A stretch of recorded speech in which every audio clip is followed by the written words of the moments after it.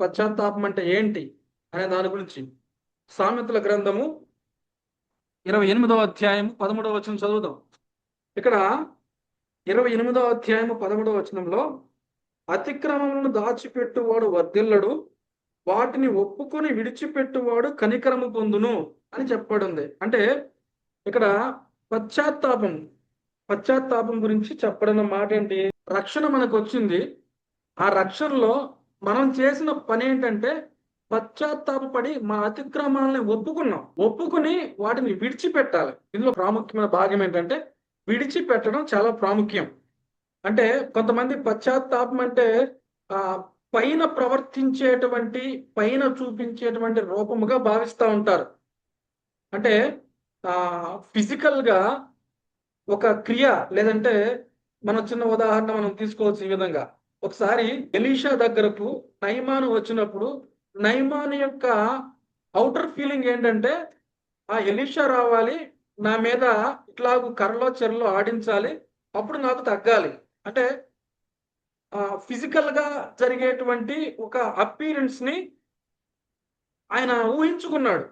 కానీ నేను దాని అని చెప్పానంటే ఫిజికల్ గా ఎవరో ఒకరు కూడా ఏదో ఒక విధంగా పైకి చూపించుకోవాలి అన్న దానికోసం చెప్తున్నాను ఈ మాట. కాకపోతే అతిక్రమాలను ఎలా ఒప్పుకుంటాం? హృదయం లోపటి నుంచి ఒప్పుకొని లోపటి నుంచి విడిచిపెట్టాలి. సో ఇది పైన కనబడేది కానే కాదు. కాబట్టి పైన చూసి మనము ఎటువంటి ప్రలోభానికి వెళ్ళకూడదు. సో వీళ్ళు గొప్పోళ్ళు, వీళ్ళు బాగా పశ్చాత్తాపడ్డారు అని పై రూపాన్ని చూసి క్రియను చూసి వీళ్ళకి బాగా దైవభక్తి ఉంది అని చెప్పుకోవడానికి కుదరదు అని చెప్పడానికి ఈ ఉదాహరణ. అంటే అతిక్రమములు చెప్పండి, అంటే రిపెంటెన్స్, పశ్చాత్తాపం చాలా ఇంపార్టెంట్. ఆ పశ్చాత్తాపం అది లోపటి నుంచి జరుగుతుంది. కొన్ని వచనాలు చూద్దాం. మత్తయి సువార్త 3వ అధ్యాయము 2వ వచనం.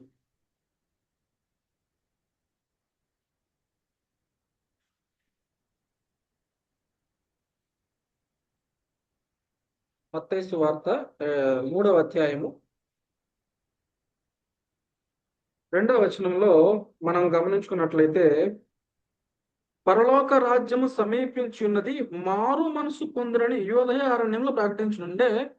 పశ్చాత్తాపం అని అంటే మొదటిది ఒప్పుకోవాలి, ఎక్కడి నుంచి? లోపటి నుంచి. రెండవది ఇది కూడా మారు మనసు ఎక్కడ కలగాలి? లోపట కలగాలి, నీ మనసు మారాలి. అంటే ఆ పశ్చాత్తాపం అనేది లోపటి నుంచి మనసు మార్చుకోవడం అనే దాని గురించి చెప్తాను. మార్కు సువార్త కూడా చూద్దాం ఒకసారి. మార్కు సువార్త మీకు ఈ డిస్ప్లే కనబడుతుంది కదండి. మార్కు సువార్త 1వ అధ్యాయము 14-15 వచనాలు కూడా చదువుదాం.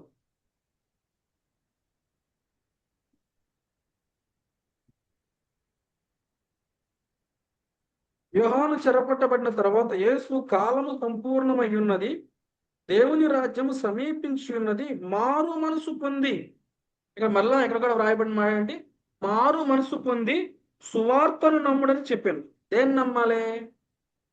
లోపల మారినప్పుడు, మనసు మారినప్పుడు సువార్త ఏదైతే క్రీస్తు గురించిన వార్త ప్రకటించబడుతుందో, జనన మరణ పునరుద్ధానం గురించి, లేదంటే క్రీస్తు తాను చేసిన త్యాగమును గురించి, లేదంటే యేసు క్రీస్తు వారు తాను అర్పించినటువంటి ఆ యొక్క రక్తమును గురించినటువంటి అర్పణ గురించి ఏదైతే ఉందో అది మనం నమ్మాలి. అది మనం నమ్మి మనము సువార్త వైపు తిరిగి మారు మనసు పొందాలి. మారు మనసు పొందిన తర్వాత క్రీస్తు వైపు తిరుగుతాం. సో ఇక్కడ జరిగినటువంటి 2 విషయాలు. మొదటిది అతిక్రమంలో ఒప్పుకోవాలి, మనసు మార్చుకోవాలి, సువార్తను నమ్మాలి. ఓకేనా? రైట్. 14వ అధ్యాయం లోకాసు వార్త 13వ అధ్యాయం 3వ వచనం చదువుదాం. 13వ అధ్యాయము 3వ వచనం. మీరు మారు మనసు పొందని ఎడల మీరందరూ అలాగనే నశింతురు. పశ్చాత్తాపడి అతిక్రమాలను ఒప్పుకొని మారు మనసు పొంది నమ్మి తర్వాత క్రీస్తుల విశ్వాసంలో ఉండి స్థిరంగా సాగాలి. అలాగూ లేకపోతే, లేదంటే మారు మనసు పొందకపోతే, పైనే కనుక బ్రతికితే మీరు కూడా అలాగే నశిస్తారు అని ఒక సందర్భంలో ఇక్కడ యేసుక్రీస్తు వారు తెలియపరిచినటువంటి విధంగా అర్థమవుతా ఉంది ఇక్కడ. ఓకేనా? ఇక్కడ ఇంకొక మాటలో చెప్తున్నది ఏంటంటే పశ్చాత్తాపం అనగా దేవుడు నీతిమంతుడని ఒప్పుకుని, దాని యొక్క అర్థం చెప్తాను. దేవుడు నీతిమంతుడని ఒప్పుకుని మనము పాపాత్ములము అని ఒప్పుకోవాలి. ఒకసారి నేను ఒక చిన్న మాట చెప్తా ఉన్నాను. ఇది నేను విన్నాను. ఇంట్లో ఉన్నాను. బయట గుడి దగ్గర నుంచి ఒక ఒక శ్లోకం వినబడతా ఉంది. అందులో ఈ మాట తెలియపరిచాడు. ఏమనంటే, మనిషి తాను పాపాత్ముణ్ణి అని తెలియకపోతే దేవుడు నీతిమంతుడని తెలియదంట. అంటే మనిషి తనను తాను నిజంగా ఒప్పుకోవాలంట పాపాత్ముడని. అంటే పాపములో ఉన్నాడని. అంటే ఆయనే మంచివాడు, దేవుడే మంచివాడు. సో అంటే ఇక్కడ నేను చెప్పదలసిన ఉద్దేశం ఏంటంటే, దేవుణ్ణి, తన నీతిని, తన మంచితనాన్ని మన నోటితో ఒప్పుకోవాలి. స్పెసిఫిక్‌గా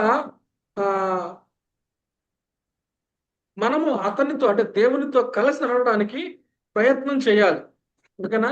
repentance means agreeing with God that he is right and we are wrong.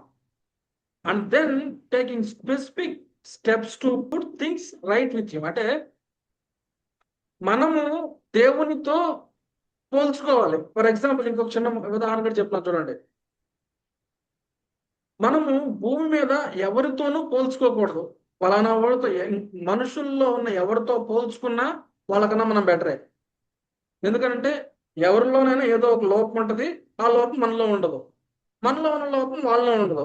So ఇలా గమనించుకుంటే మనుషులతో పోల్చుకుంటే ఎప్పటికీ కూడా మనము మంచివారము కాలేము. కానీ క్రీస్తుతోనే మనం పోల్చుకోవాలి.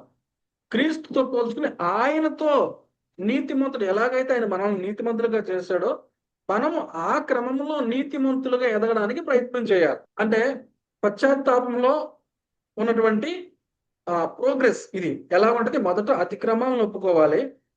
మనసులో మారు మనసు పొందాలి. మారు మనసు పొంది క్రీస్తు యేసు వారు ఇచ్చినటువంటి రక్షణను మనము అంగీకరించాలి. దేవుని యొక్క నీతిని ఒప్పుకోవాలి. మన యొక్క పాపాన్ని ఒప్పుకోవాలి. క్రీస్తుతో సమాధాన పడాలి. ఇది పశ్చాత్తాపం యొక్క ముఖ్యమైన ఉద్దేశం. రెండవది